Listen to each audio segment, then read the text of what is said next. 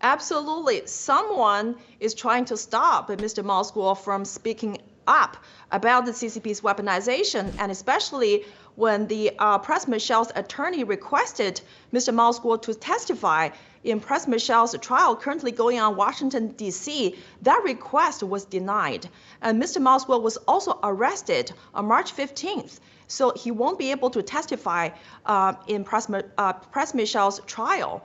And we know that Mr. MilesGuo is instrumental to that case involving Pras Michél, George Higginbotham, Stephen Wynn, and Elliot Brody. Yet, none of the Stephen Wynn and Elliot Brody and George Higginbotham, they walked away free. Mr. MilesGuo is behind the bar.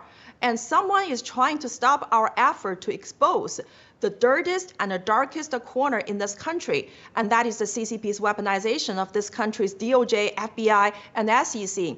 And also, I want to talk about America's mainstream media. Back in 2017, when you, Mr. Steve K. Bannon, and Jeff Sessions stopped the CCP's orchestrated plan to return Mr. MilesGuo to China using the help of George Higginbotham and Stephen Wynn and Elliot Brody, no mainstream media talk about you stopped the CCP's weaponization of this country's justice system.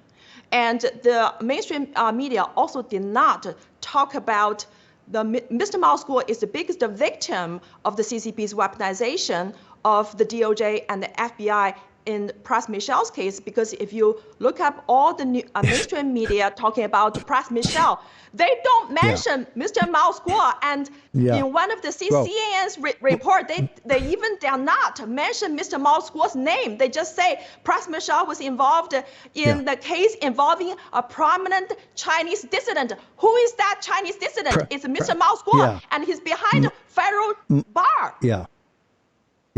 It's a complete lie. They completely lie about this the entire time.